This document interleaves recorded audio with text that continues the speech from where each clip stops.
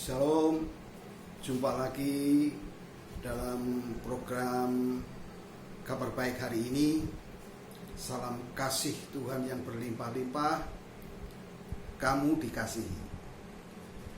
Terima kasih untuk saudara-saudara yang sudah merespon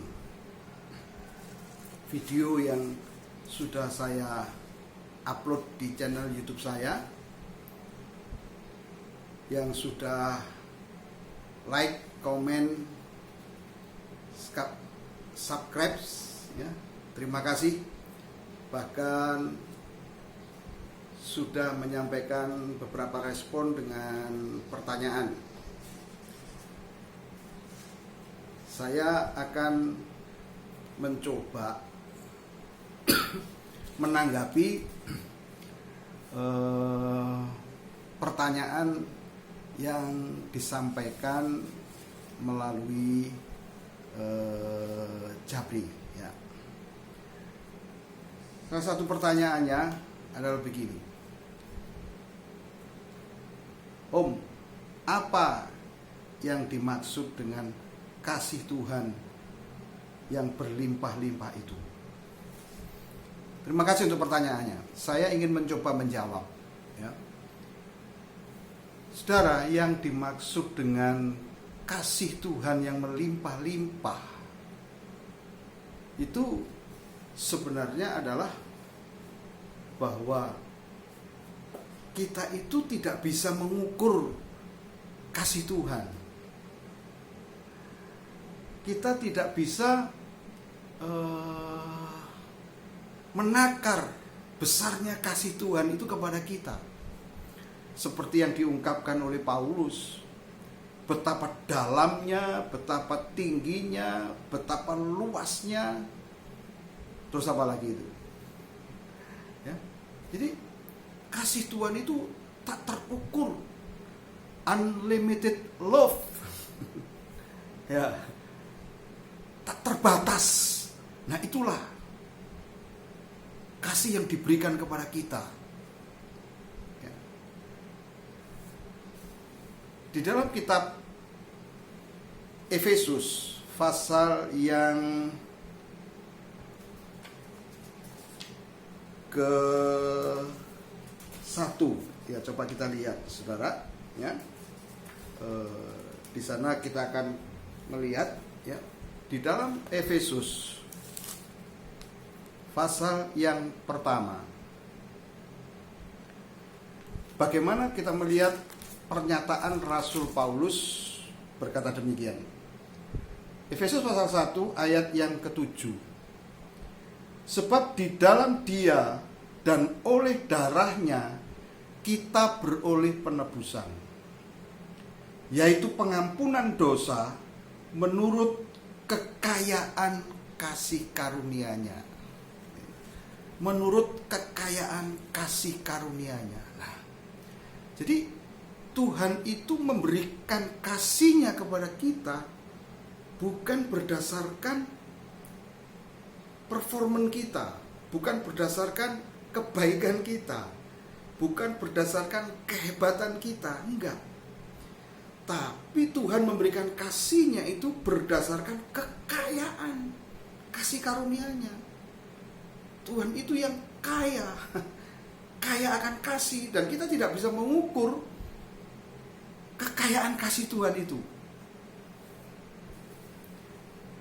Nah, ini yang mesti harus kita pahami, kita mengerti.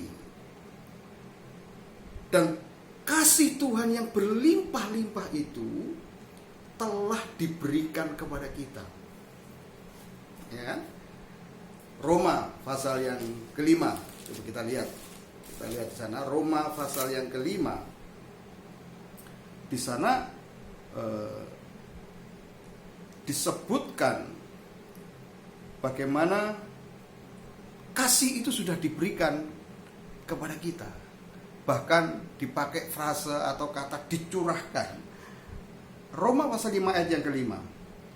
Dan pengharapan tidak mengecewakan, karena kasih Allah telah dicurahkan di dalam hati kita oleh Roh Kudus yang telah dikaruniakan kepada kita. Jadi kasih Allah yang berlimpah-limpah itu sudah dicurahkan kepada kita. Gitu. Kata dicurahkan itu sudah dalam pengertian kuantiti, jumlah yang begitu banyak dicurahkan. Jadi kita ini seperti menerima air terjun kasih Tuhan yang mengguyur kita, yang berlimpah ruah. Itu sudah diberikan kepada kita.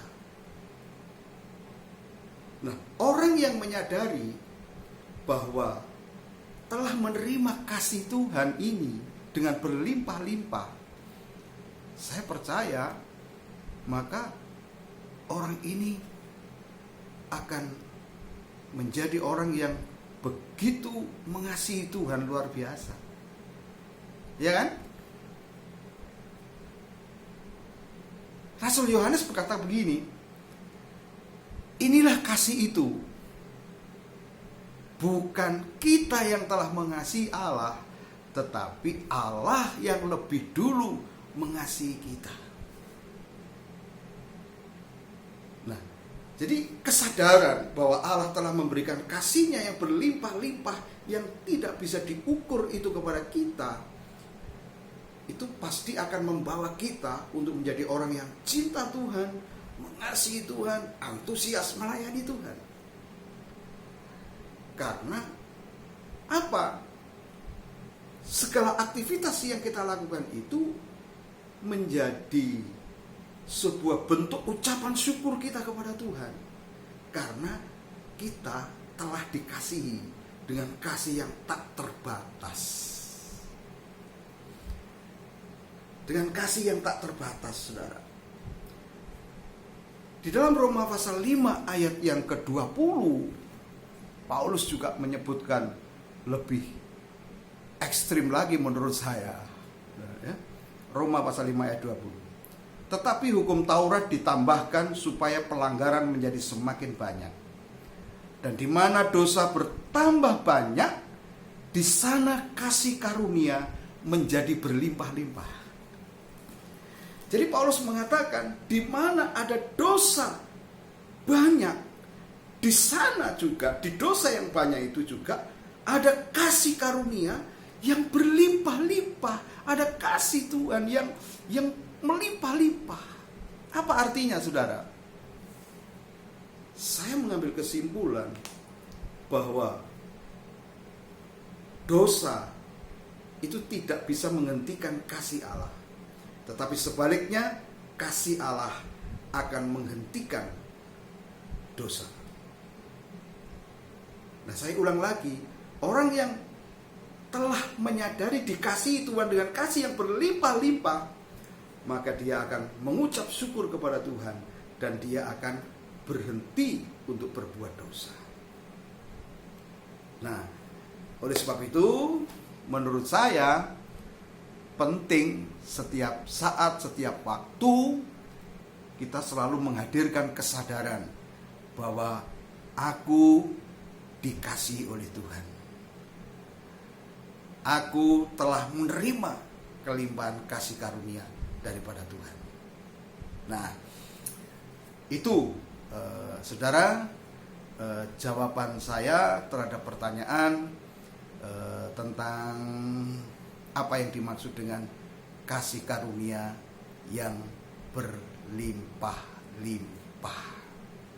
Baik, kiranya jawaban saya ini bisa menjawab pertanyaan saudara, dan mari kita tetap hidup dalam kebenaran karena kita adalah orang benar. Hidup mengasihi karena kita telah menerima kasih Tuhan. Puji Tuhan, saudara. Ya, terima kasih. Jika video ini memberkati Anda, saya minta Anda untuk bisa like and comment, subscribe, share, supaya video ini dapat memberkati lebih banyak orang.